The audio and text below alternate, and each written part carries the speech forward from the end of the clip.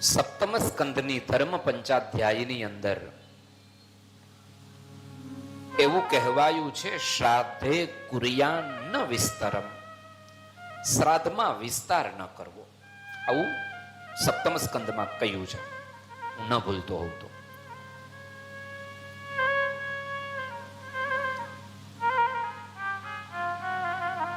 સ્કંદ પુરાણમાં એવું લખ્યું છે કે દેવ કર્મ છે ને એ ઐક્ષિક કર્મ છે. દેવતાઓના પૂજન, દેવતાઓના યજ્ઞ, આ ઐક્ષિક કર્મ. ઐક્ષિક કર્મનો અર્થ છે એ અનિવાર્ય નથી. કદાચ માનવતાના નાતે માનવ જન્મની અંદર કોઈ દેવ કર્મ, અત્યારે તો એટલી બધી ભગવાનની કૃપા ઉતરીને એમાં કોરોના પછી તો લોકો એટલા ધર્મ બાજુ વળ્યા છે કે જેણે કોઈ દી યજ્ઞ નહોતો કરાવ્યો, જેણે કોઈ દી ચંડીપાઠ નહોતા કરાવ્યા, જેણે કોઈ દી વ્રત નહોતા કર્યા, એ લોકો હવે વળી ગયા કે હવે આમાં કાંઈ ખબર ના પડે, કેદી નીકળવું પડે. ધર્મ બાજુ વળી ગયા લોકો. બહુ સારી વાત છે. જેદી સમજાય તેદી, પણ જાગ્યા ત્યારથી સવાર. સ્કંદ પુરાણમાં એવું કહ્યું કે દેવ કર્મ ઐક્ષિક કર્મ છે, પણ પિતૃ કર્મ છે એ અનિવાર્ય છે. એનું પ્રાયશ્ચિત લાગે. જો માનવ શરીર મળ્યા પછી આપણા હાથે એક વખત જીવનમાં અથવા તો પ્રતિભાદ્રપદ માસની અંદર જો પિતૃઓ નિમિત્તે તર્પણ, પૂજન, પિંડદાન થતા નથી, સમજવાનું એનું પ્રાયશ્ચિત લાગે.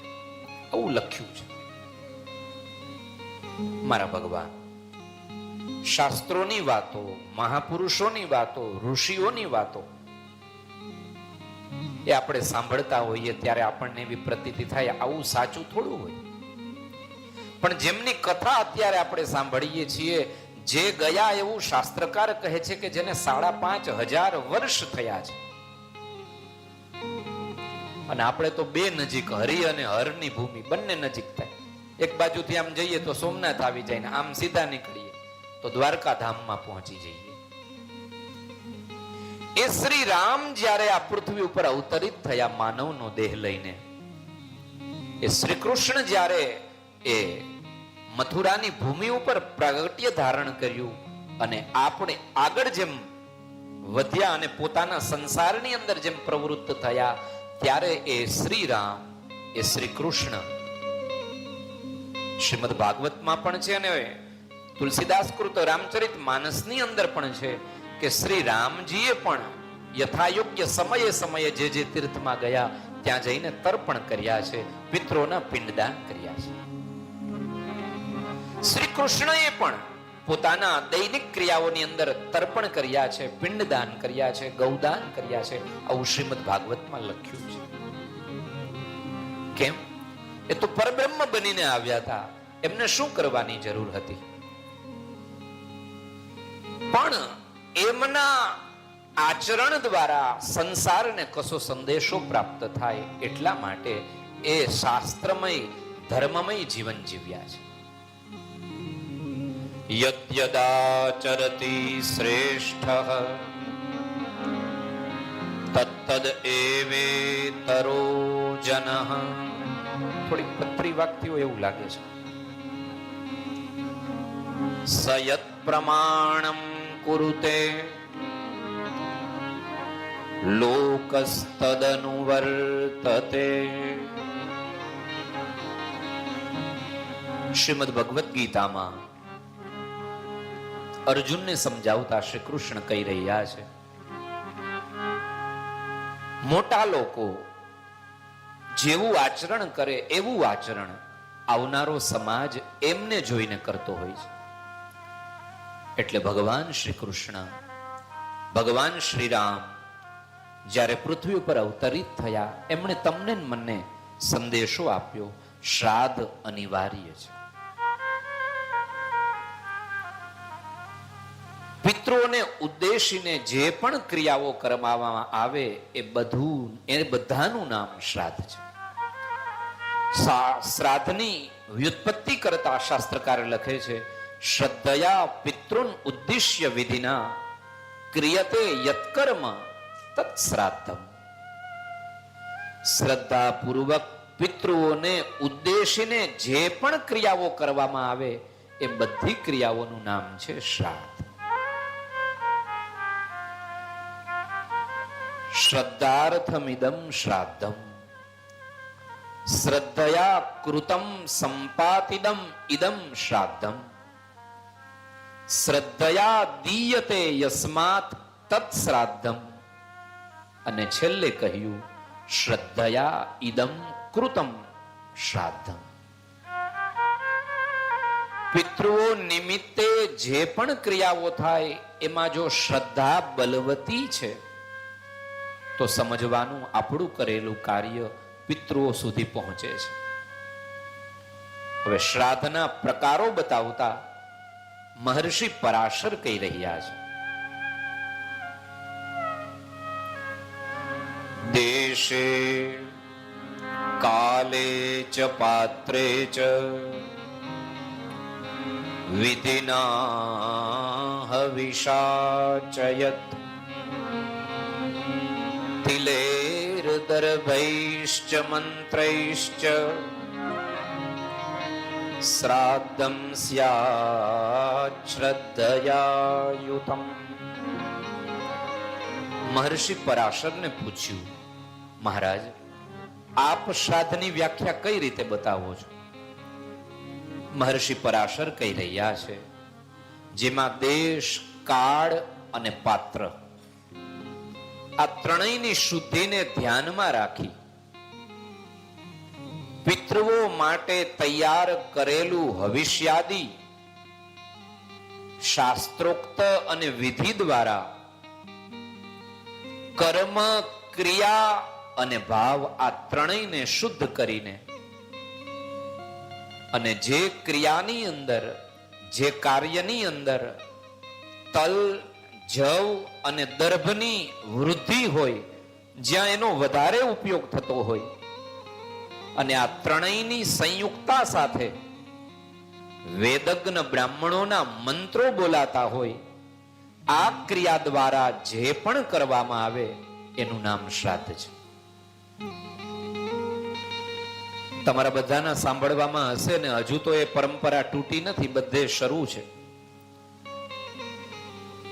આપણે શ્રાવણ મહિનાના છેલ્લા 3 દિવસો 13, 14 ને અમાસ આવે એટલે ઘરના વડીલો એમ કે ભાઈ પીપળે જઈને પાણી રેડતા આવજો, અને બધા ગાગરું લઈને એમાં જવતલ ને દૂધ ને બધું પધરાવીને પીપળે પાણી રેડવા જાય. એ આપણી પરંપરાઓ છે કે અમાવાસ્યા છે, આ બધા દિવસો પિતૃઓને પ્રસન્ન કરવાના દિવસો છે. પણ અહીંયા મહર્ષિ પરાશર કહે છે, તમારે પિતૃઓને પ્રસન્ન કરવા છે તો જ્યારે જ્યારે પિતૃઓની તિથિ આવે ત્યારે કોઈ સારા વિદ્વાન બ્રાહ્મણોને નિમંત્રિત કરો. એ બ્રાહ્મણો આપના આંગણે પધારે અને પધારેલા બ્રાહ્મણ દેવતા દર્ભ, તલ, જવ આ બધાનો ઉપયોગ કરી અને પોતાના મંત્રોચ્ચાર બોલી અને જે જે અંજલિઓ અપાવે એ એક એક બિંદુ પરાશરજી કહે છે પિતૃઓને વિષ્ણુલોક પ્રદાન કરવામાં સમર્થ છે. આવો મહિમા છે. આપણે આપણા ભાવથી પીપળે જઈને જલ રેડીએ અને રેડવું જ જોઈએ, આ પરંપરા છે. આ બધી પરંપરાઓના કારણે જ અત્યાર સુધી આ ધર્મનું, યજ્ઞનું, વ્રતનું, દાનનું વાતાવરણ ટક્યું છે. બાકી જેમ ભણતા જાય છે એમને તો આ બધું ખોટું લાગવા માંડ્યું છે. નારાયણ સ્વામી કહે છે ને, એવું કઈક પંક્તિ પેલી છે ને, ચાવી મળે છે ગુનાહોની જ્ઞાની થયા પછી. જ્ઞાની થઈ જાય પછી ચાવી મળી જાય. એને એમ થાય કે હવે તો બધી ચાવીઓ મારી પાસે આવી ગઈ છે. પણ જ્ઞાન સમાપ્ત થાય ત્યાંથી સનાતન ધર્મની વાતોની શરૂઆત થાય છે. જે ક્રિયાઓને, જે વૈદિક પરંપરાને અત્યારનો સમાજ ખોટું, અસત્ય માને છે કે આ તો બ્રાહ્મણોના પોતાના ઘર ચલાવવા માટેની બધી વસ્તુઓ છે, એ સમાજને અત્યારે ખ્યાલ નથી પડતો. પણ એવા એવા પ્રશ્નો જ્યોતિષીઓ પાસે, બ્રાહ્મણ દેવતાઓ પાસે અત્યારે વર્તમાનમાં આવી રહ્યા છે. દુઃખના કારણની કડીઓ મળતી નથી. જે લોકો પોતાની પરંપરાઓથી જ્યારે જ્યારે તમે ઇતિહાસ તપાસી લેજો, પોતાની પરંપરાઓથી જે દૂર ગયા છે એના નામ નિશાન રહ્યા નથી. મારા ભગવાન, આ પરંપરાઓ ઋષિઓની દેન છે. એ શ્રી કૃષ્ણને, એ શ્રી રામને, શ્રી પરશુરામને, શ્રી કપિલજીને ભગવદ અવતાર બનીને આવ્યા હતા, કંઈ કરવાની જરૂર નહોતી. અનુપેતમ અપેત કૃત્યમ હતા એ બધા. પણ છતાં તમને મને સંદેશો મળે એના માટે થઈને ક્રિયાઓ કરી, યજ્ઞ કર્યા, દાન કર્યા, તર્પણ કર્યા, કે આવનારો સમાજ માર્ગથી ભટકે નહીં, એનો માર્ગ બરોબર રહે. મહર્ષિ પરાશર કહે છે, વેદજ્ઞ બ્રાહ્મણોને બોલાવી અને એમના મંત્રોચ્ચારની સંયુક્તા સાથે જો તમે તર્પણ પિંડદાન કર્યા, સમજી લો તમારા પિતૃઓનો ઉદ્ધાર થઈ ચૂક્યો છે. મહર્ષિ બૃહસ્પતિ અને મહર્ષિ પુલસ્ત્ય એ બંને શ્રાદ્ધનો મહિમા બતાવતા કહે છે, સંસ્કૃતમ વ્યજનાદ્યંચ પયો મધુઘૃતાન્વિતમ શ્રદ્ધયા દીયતે યસ્માત શ્રાદ્ધમ તેન નિગદ્યતે. જે કર્મની અંદર ગાયનું દૂધ, ગાયનું ઘી, મધ અને એ ત્રણેયની સંયુક્તતા સાથે બરોબર શુદ્ધિપૂર્વક સારામાં સારા પ્રકારનું ભોજન તૈયાર કરવામાં આવે, પિંડદાનનો ભાત તૈયાર કરવામાં આવે અને શ્રદ્ધાપૂર્વક પિતૃગણોને ઉદ્દેશીને વૈદજ્ઞ બ્રાહ્મણોને એ ભોજન અર્પણ કરાવવામાં આવે, આનું નામ જ શ્રાદ્ધ છે. શ્રાદ્ધની અંદર એવું લખ્યું છે કે ગાયના જ પદાર્થો, દેશી ગાયના દૂધ, દેશી ગાયના દહીં, દેશી ગાયના ઘી, આનો ઉપયોગ થાય તો પિતૃઓ તત્કાળ એ જ ક્ષણે ગાયના પૂજનથી, ગાયના હવ્ય પદાર્થથી તૃપ્ત થઈ જતા હોય છે. બ્રાહ્મણોને ઉદ્દેશીને પોતાના પિતૃઓ બ્રાહ્મણ શરીરમાં પધાર્યા છે અને હું મારા પિતૃઓનું ઉદ્દેશ્ય ધારણ કરીને આ બ્રાહ્મણોને ભોજન કરાવું છું. એ બ્રાહ્મણના શરીરથી વાયુ રૂપે પિતૃઓ પધારે અને એ ભોજન કરે છે. આનું નામ બૃહસ્પતિજી અને પુલસ્ત્ય ઋષિ કહે છે શ્રાદ્ધ છે.